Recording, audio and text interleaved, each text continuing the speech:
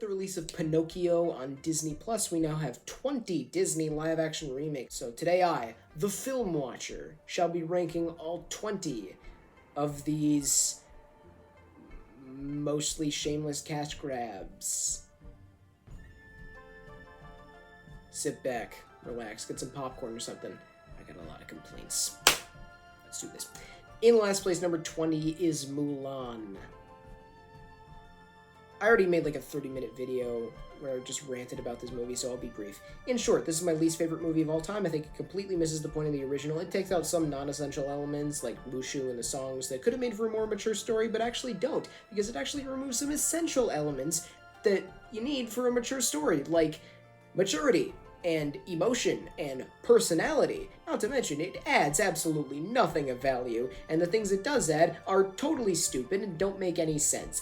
Also, it features some truly nauseating action sequences and the single worst acting performance I've ever seen from the lead actress who plays Mulan. Boom. Done. I'm done talking about this movie. I will probably never mention it on this channel again. Moving on. Number 19 is Maleficent, Mistress of Evil. This movie is... okay, it does have, like, one cool scene where Maleficent turns into a dragon. That was cool. I enjoyed that. I saw this in theaters and for the first and only time, and I got pretty excited when that happened. But that might have been because I just wanted something to happen, because nothing happens in this movie. It opens with this, like, jolly sitcom thing with quirky scenarios, and Maleficent is being quirky, and wacky shenanigans ensue, and it's just bad. And then for the next, like, hour, it's just a massive exposition dump about stuff that I don't care about. All of this stuff with, like, the kingdoms and Maleficent's people and the conflict between them, I don't care, because they don't make me care. I was bored throughout this entire movie. I don't care about anything that happens. Characters die. Do I care? No, because they didn't put in the effort to make me care. They just explained and explained and explained, and none of it registered because it's all just boring. So the actors are good, they're doing fine. Chiwetel Ejiofor's voice is of course amazing, but I just really don't like this movie. Number 18 is 102 Dalmatians, another movie that I really don't like. Okay, so this movie, the setup for it is that Cruella goes through some vague sort of psychiatric treatment that reverts her mind into a state where she likes dogs. That makes perfect sense. And then a little way through this movie, she gets snapped out of that just foolproof psychiatric treatment because all it took was like a trigger or a dog to bark or something. It was something more than that. It was something, I don't remember, but it was dumb. So the story from then is pretty much just Cruella trying to get these 102 Dalmatians. That's very important. It's the title of the movie. So we get these boring side characters that do nothing of value and don't say anything of value at all. Also, this movie features some just truly awful comedy, like a parrot thinking he's a dog, and a French dude who pronounces the word puppies as poopies. It's not good, it's not funny, it's just bad. Number 17 is Alice Through the Looking Glass. Okay, this movie has some nice visuals. It's brighter and more colorful than the first Alice in Wonderland remake. And Sacha Baron Cohen is a lot of fun as time. I think he was an enjoyable addition. Also, Andrew Scott is in this movie for like 2 minutes, and he's good too. Actually, most of the actors are pretty good. They're not the problem with this movie. The plot is the problem with this movie. The plot of this film is quite possibly the dumbest plot I have ever seen for any movie, ever. Right? It's just dumb. So the setup is the Mad Hatter is sad because he thinks his family's alive when he thought they were dead before. So clearly the best idea is for Alice to kidnap Time's time-traveling device and go through time to find out what's wrong, because clearly messing with time in any scenario is a brilliant idea, because that won't screw anything up, not at all, no. So then we get some background on the Red Queen, and we see a scene where she, at her coronation, where they can't fit the crown on top of her heart-shaped hairdo, and everybody laughs at her. Not her fault, it's the hair. It's not even her giant head, it's just the hair. So she gets reasonably angry at them, and then her parents are like, how dare you lash out at people who are incessantly mocking you during a very important moment in your life. You're not fit to be queen, we're giving the crown to your sister, get out of here. So, that was dumb, and then we get a flashback to their childhood where the White Queen steals some tarts and blames her sister, the Red Queen, for it.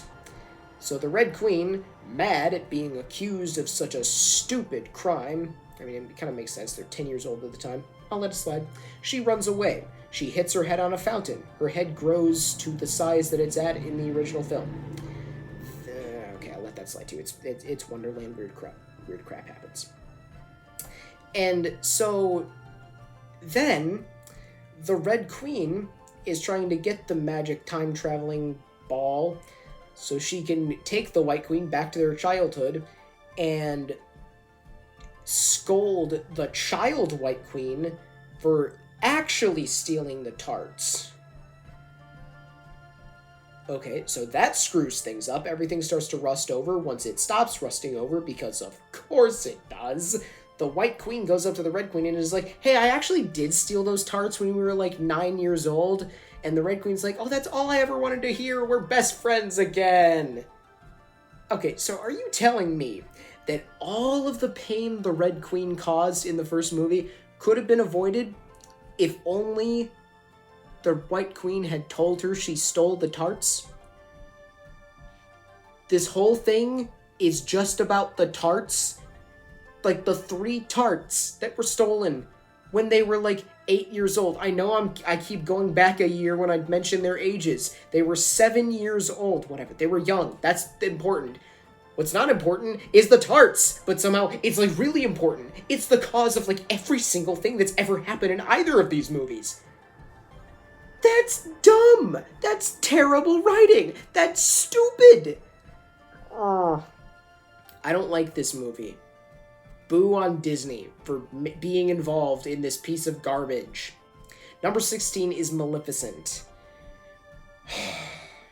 Okay, now, the concept of like creating a backstory for a villain is not a bad one. They did it with Cruella, and we'll talk about that much later in this list. Let's see. But with Maleficent, I feel like they just kind of did her dirty.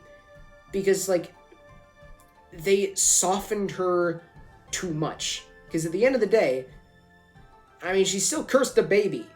I don't care if she created the loophole in her spell herself, which is dumb, but I don't care that she did that.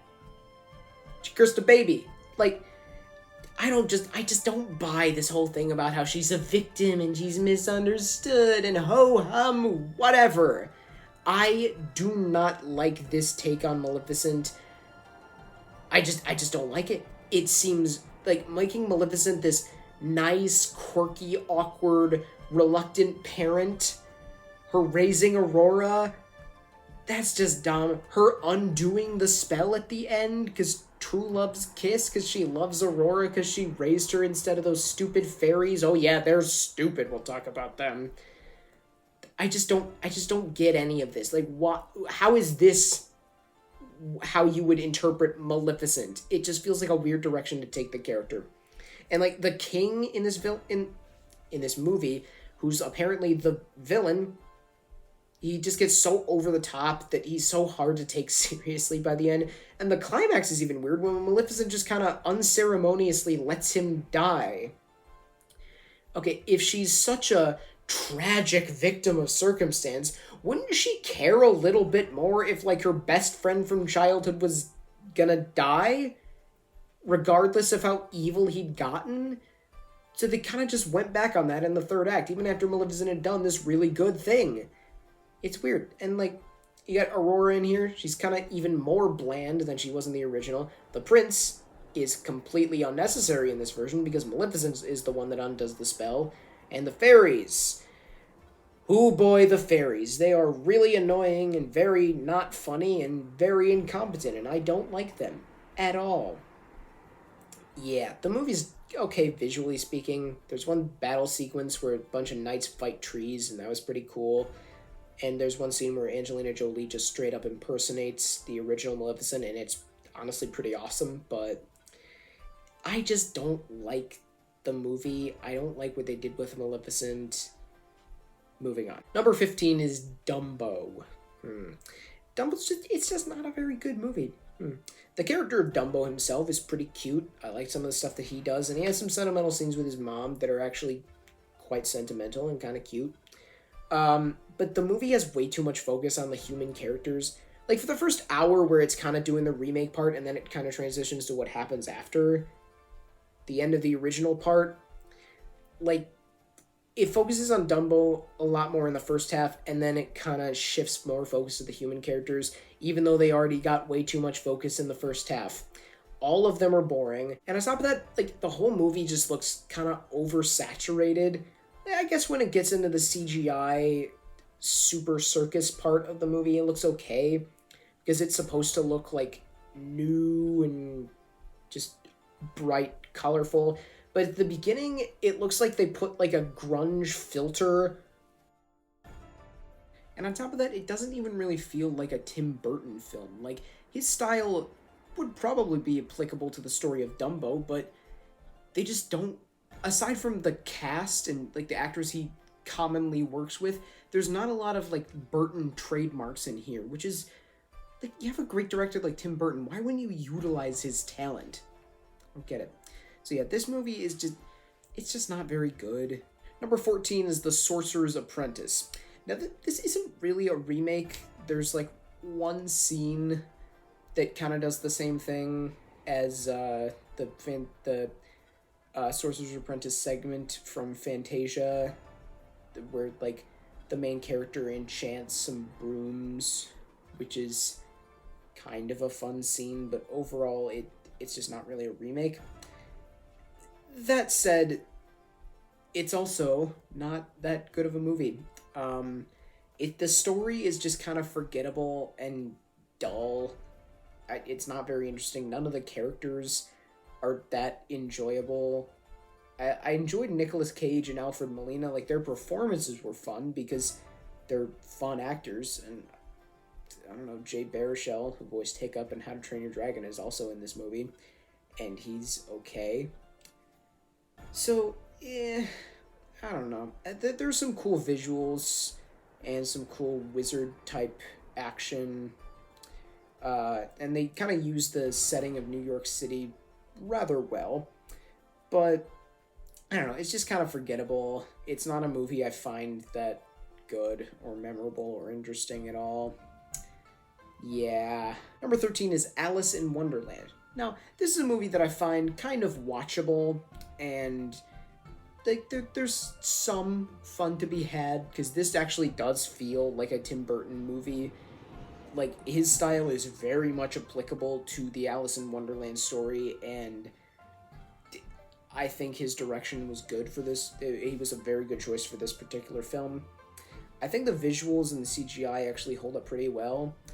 They're appropriately creepy. The characters look solid, and the backdrops are pretty cool. And there's some fun performances in this movie. Johnny Depp as the Mad Hatter, Helena Bonham Carter as the Red Queen. They're just fun.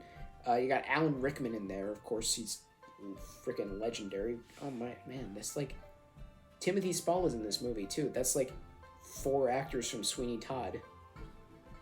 And then they brought in Sacha Baron Cohen for the sequel, who was also in Sweeney Todd. They're just doing a Sweeney Todd anyway. You got Stephen Fry as well, and some other voice talent on display here.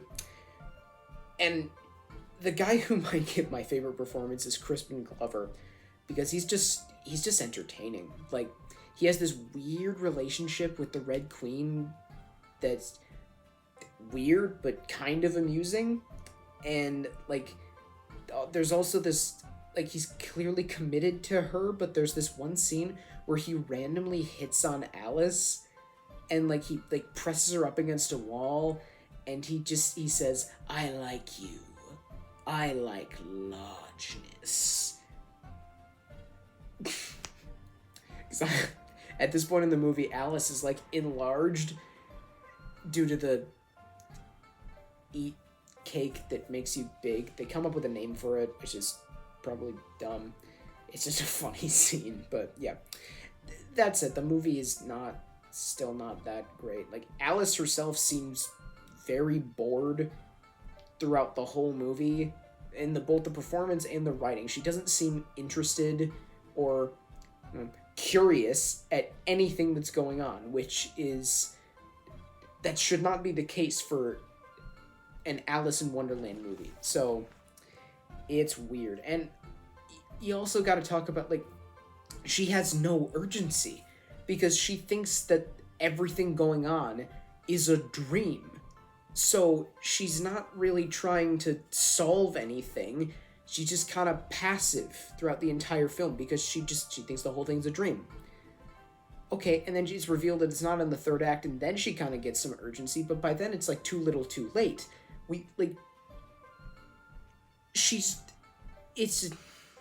It's a weird direction to take the main character of a film called Alice in Wonderland. Like, it feels like she should be fascinated and confused and intrigued by everything she sees, and it's just like, she looks like at every single thing she encounters.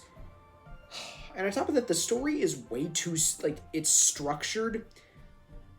It's, like overly structured. Like, Alice in Wonderland should just be a bunch of weird little vignettes and random crap happening, and maybe there's a little bit of a story running through there, but it doesn't need to be this whole chosen one storyline. That just doesn't really fit here.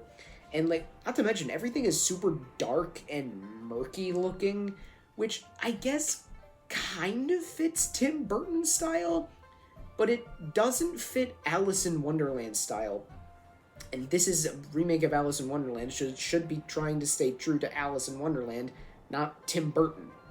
So, yeah, it's a movie that it's okay, but it just has some problem. Number 12 is The Lion King. It kind of disappoints me to have this movie this low on my list because not only was I really excited for it, I thought it was, like, really cool when I saw it in theaters because visually, it's awesome. Like, the photorealism and the animals, it all looks just really cool. It's very impressive animation work. But not to mention, the original film is my favorite movie of all time. So a remake of that, yeah, that had me intrigued. And I didn't know if they were going to do, like, a new version of the story. At the time, I was like, they shouldn't change the story because the original is a masterpiece. And I mean, that I stand by that. Like, they didn't need to, like, make any huge changes, but they at least could have done something different. Like,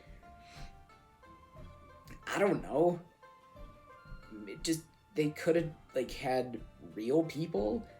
Just, honestly, all they needed to do is just not make the characters look like real lions, because it looks cool, it's impressive, but, like, the style of animation, it makes the characters, like, seem less emotive, and emotion is a pretty big part of the story of the Lion King. There's there's tragic moments, there's funny moments, there's triumphant moments, there's epic moments. A lot of it relies on emotion. And when the characters can't emote naturally, that's kind of a problem. Because just so much of it relies on the characters' reactions to things, and the characters don't really react to things. They just kind of stare blankly, as normal animals would. So I just think it was an odd stylistic decision.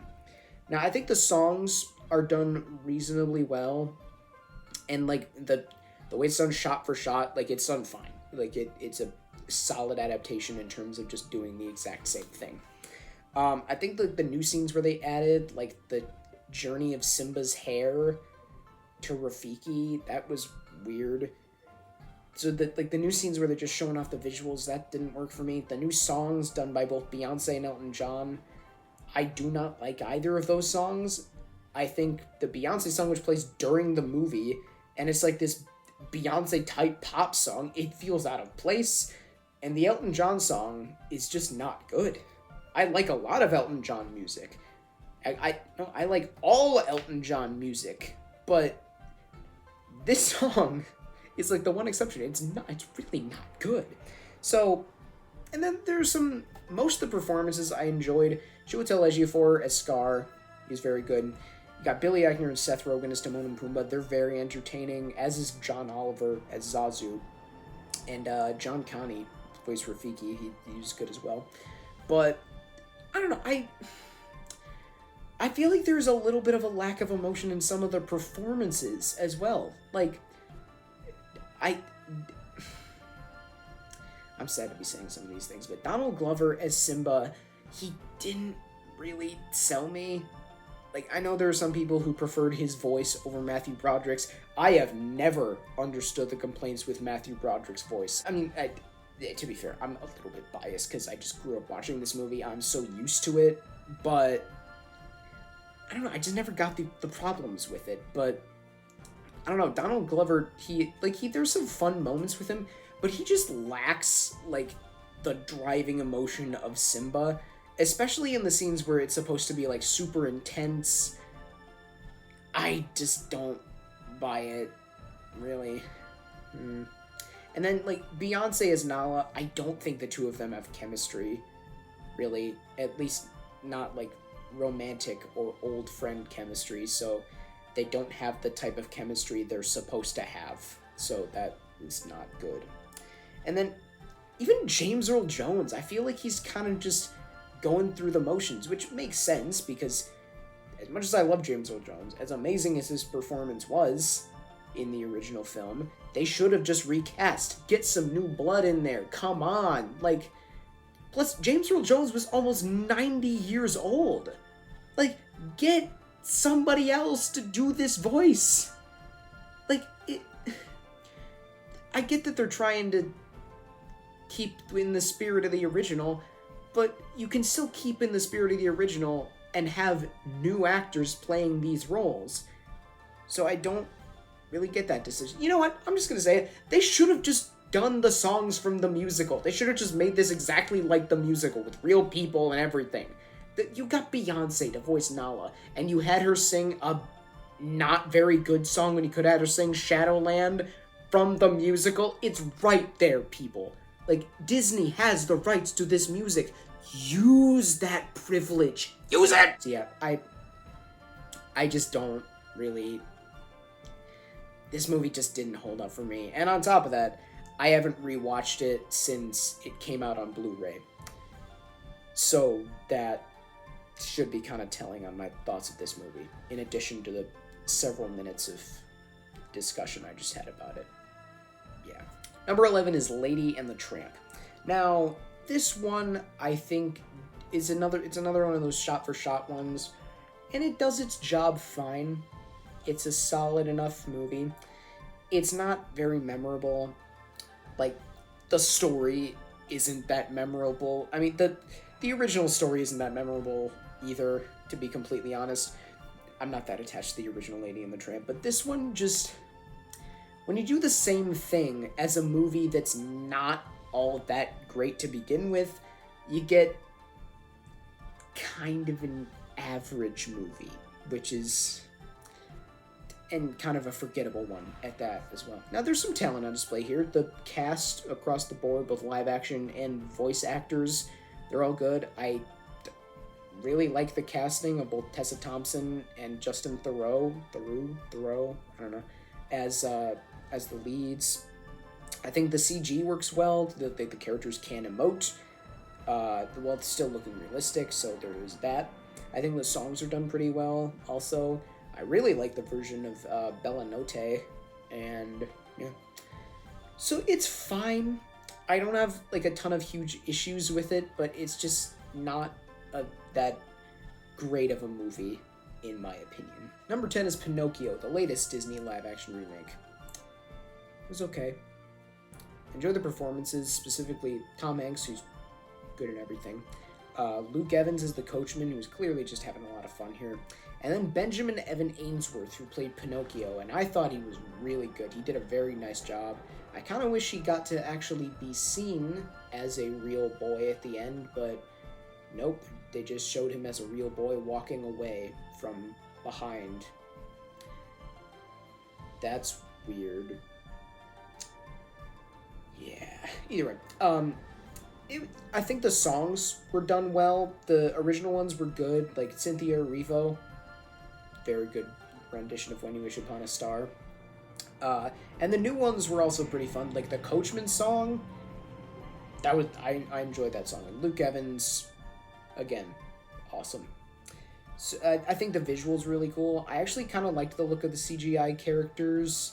And the Pleasure Island scene was flat out incredible. Like it was very cool visually.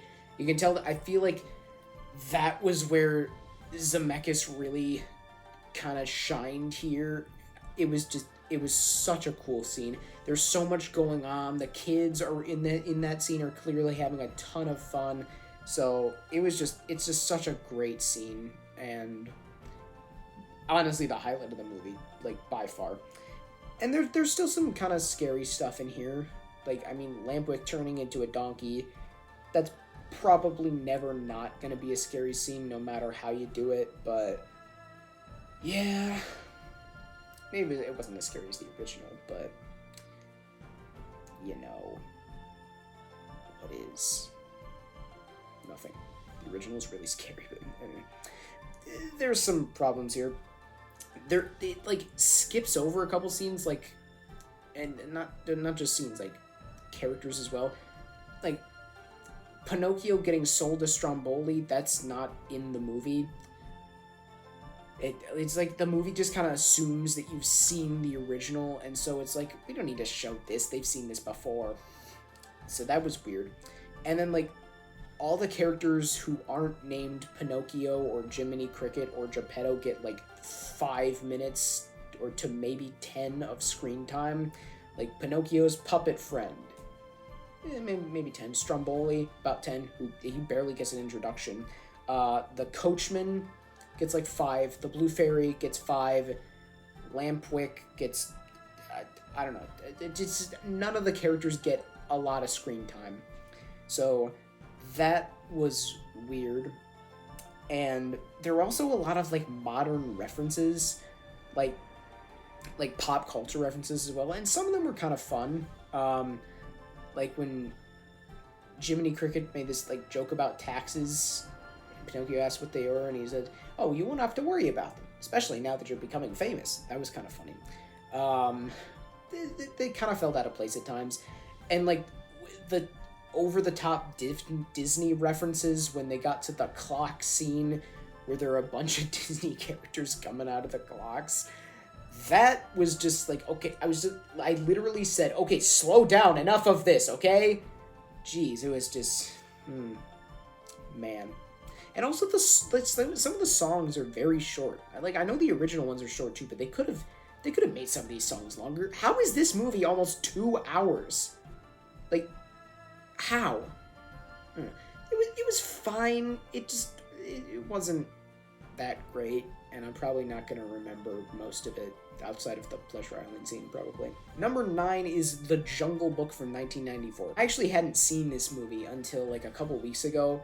I in fact didn't know it existed until a few years ago, but I thought it was solid.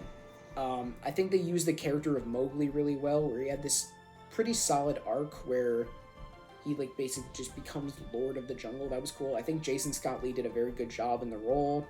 And the rest of the cast is very good. You got Carrie Elways, Sam Neill, John Cleese, Lena Headey.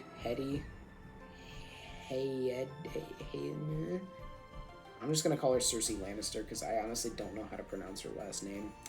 I should find that out sometime. I thought the action in this movie was very cool, and I really liked the use of live animals. The animals don't show up as much, but when they do, it's really cool. Like, they were able to get super close to these animals. Now, the movie has problems. It's very similar to Tarzan, especially in the middle act when he's like, you know, he's talking with the British woman, he's interacting with the evil British hunter and the bumbling British old guy. He's learning English remarkably fast. He's being taught British culture. All of that is just Tarzan. And the third act kind of drags. Like, the first half, the first act actually moved rather quickly. The second half slowed down. Second act, it slowed down, like, appropriately so, because Mowgli's learning all this stuff. But the third act just kind of drags, and it keeps going, and they're just running away all the time.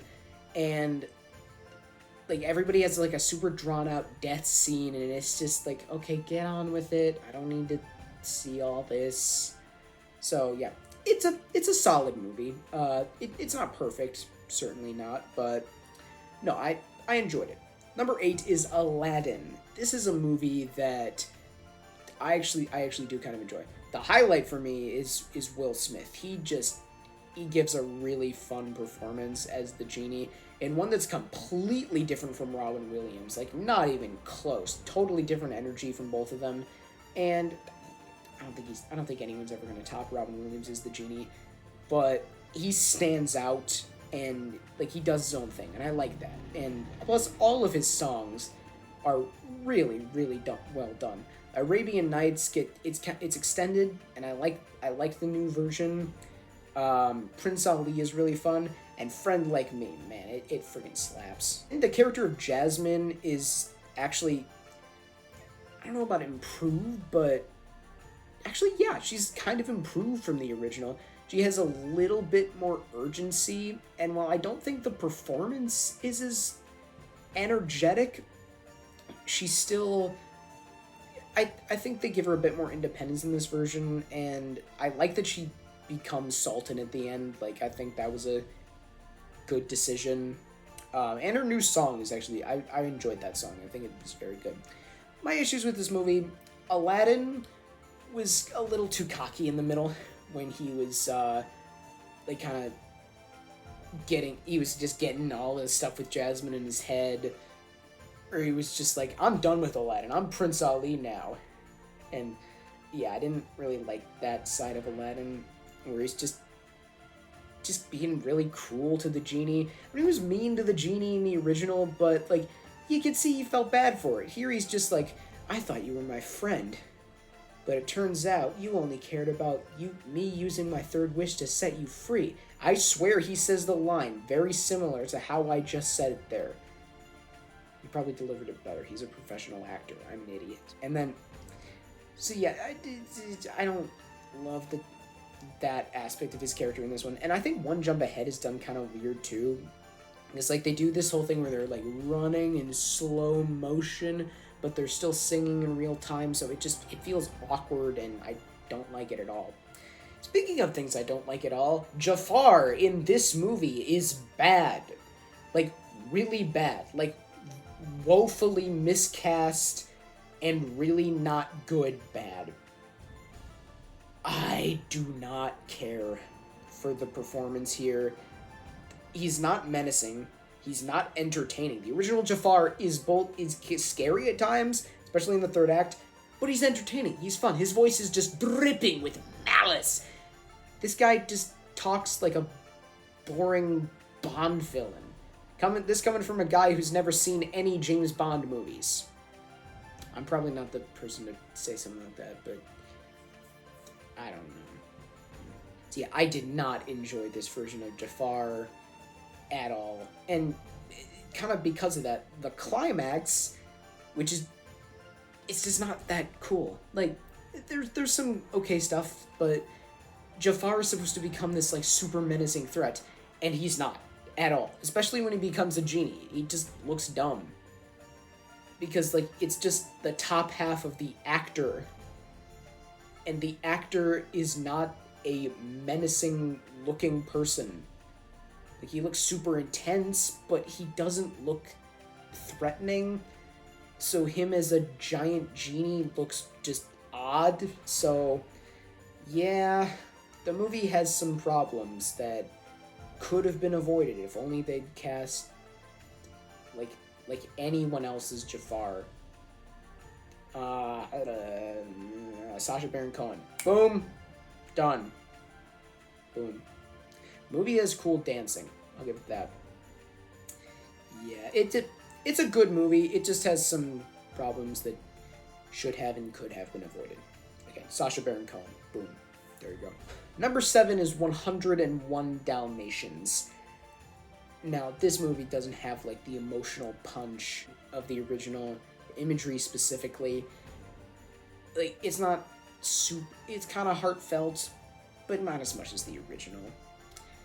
With that said, it's just a fun time. Like, this is a cool way to do a remake, where you're not trying to, like, recapture the magic of the original necessarily. You're just trying to make a fun movie, and this movie does that well.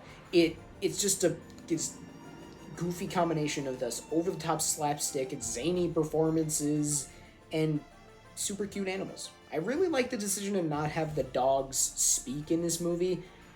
It was kind of a bold choice, but they also didn't really have any other options. So there is that. But yeah, I think it actually worked in their favor. The dogs are still like the center of the story and the titular characters, but they're not like the main characters. Speaking of the characters, they're all fun. Glenn Close just hams it up. She's clearly having a blast here. You got Jeff Daniels in here. I don't know why Jeff Daniels is in this movie with all British people, but he makes it work. He's good. And Jolie Richardson as well. They have good chemistry. And you got the two standouts for me were honestly Hugh Laurie and Mark Williams as Jasper and Horace. They just played off of each other really nicely. So, yeah. It's not like a super deep movie. It's not that compelling, but it's just fun. Number 6 is Beauty and the Beast. I like this movie. Yeah, I like this movie. It has problems. The new story elements don't add anything. Like the Enchantress living in the village the whole time. What does that do? The Beast's teleportation book. That is kind of a problem. Because like then he can just go anywhere. He can meet a nice lion. No, that's weird. Because he's actually a human. Never mind. Forget I said that. Just remove that. Okay? Editing me. Hello? Anything? Also, Belle's mom having the plague. That makes... Why? Why is that necessary? Yeah. I don't like the new songs either, except for Evermore. That was a good one. The other ones I don't care for at all. And then... also, Emma Watson's voice is, like, painfully obvious that it's auto-tuned. And it's a shame, because I think she did a good job otherwise, but... like, I feel like there's a better way to do this than just, like, over-process her voice. That, I don't know. I really enjoyed the rest of the cast here. Dan Stevens is the Beast, but you got, like, Ewan McGregor, Ian McKellen, Emma Thompson, Audra McDonald. I'm listening to celebrities that Disney got for this movie.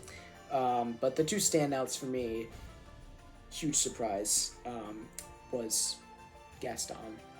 Yeah. If you saw my Disney Renaissance ranking... you were aware that I am a big fan of Gaston. I really enjoy him as a villain, and in this movie, he's not as funny, but no one is ever going to top the original Gaston. So I think Luke Evans did a really good job here, and he has really good chemistry with Josh Gad's LeFou.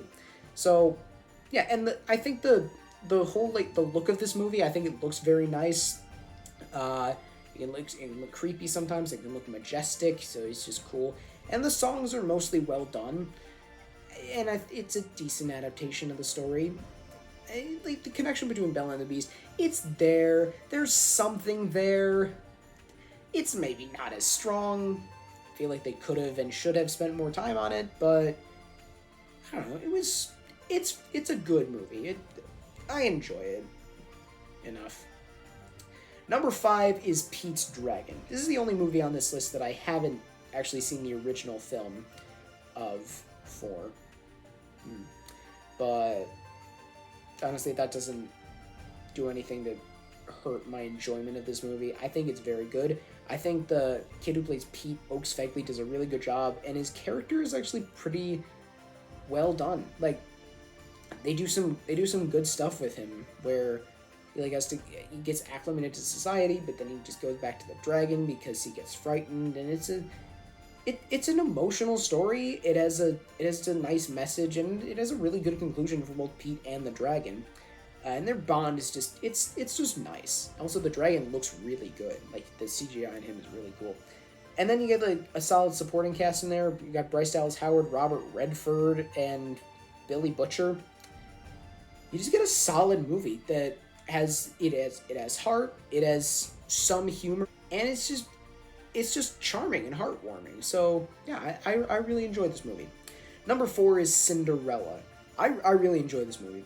I think Kenneth Branagh did a really good job directing this film. He brings such a cool style and aesthetic to the whole thing. And you get some like further development for a lot of the characters, like Cinderella especially, as well as Prince Rob Stark. And the two of them, I think, they have really good chemistry. Their relationship is actually kind of built upon.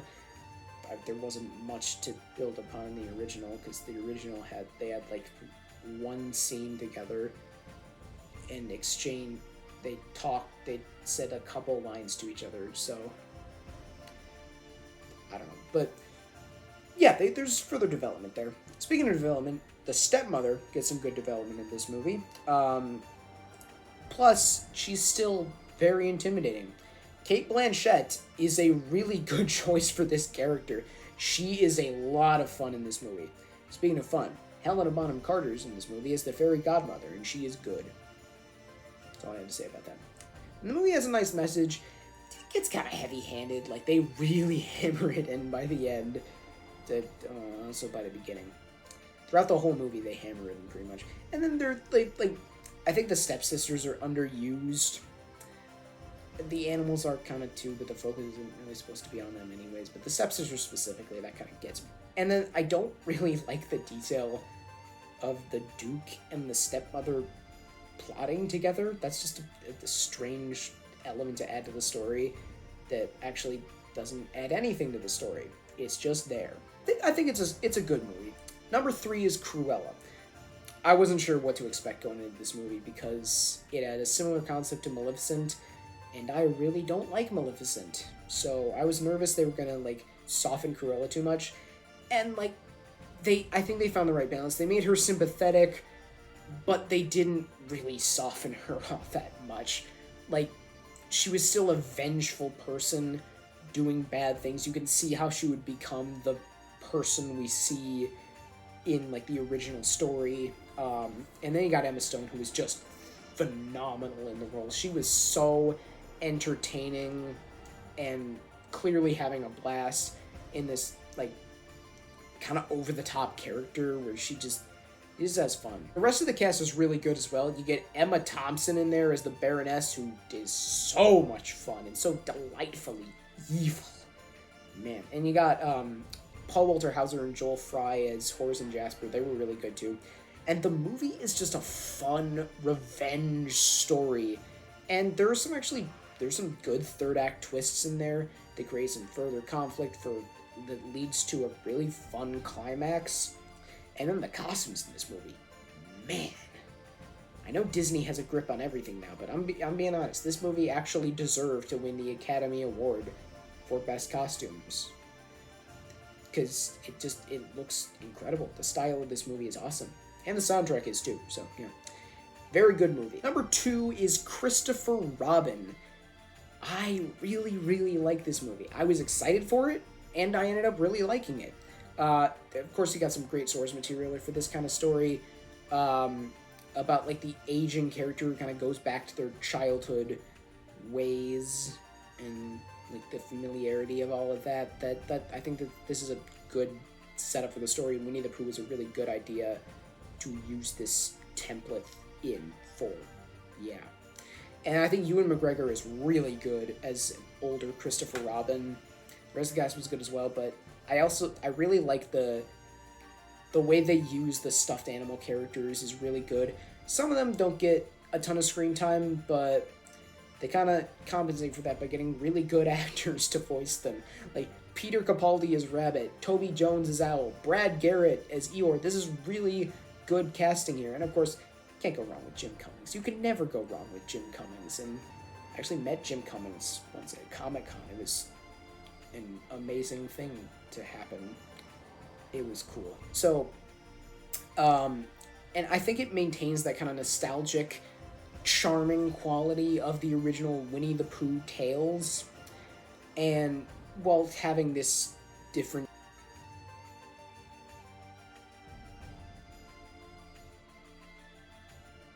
My number one is The Jungle Book. This is how you do a remake right. It maintains the original story, but it adds to it in like meaningful ways. I think that Neil Sethi gives a really, really incredible performance as Mowgli, because he's got to act on a green screen alongside rubber masks while jumping and running around, all while staying in character, and he does it insanely well.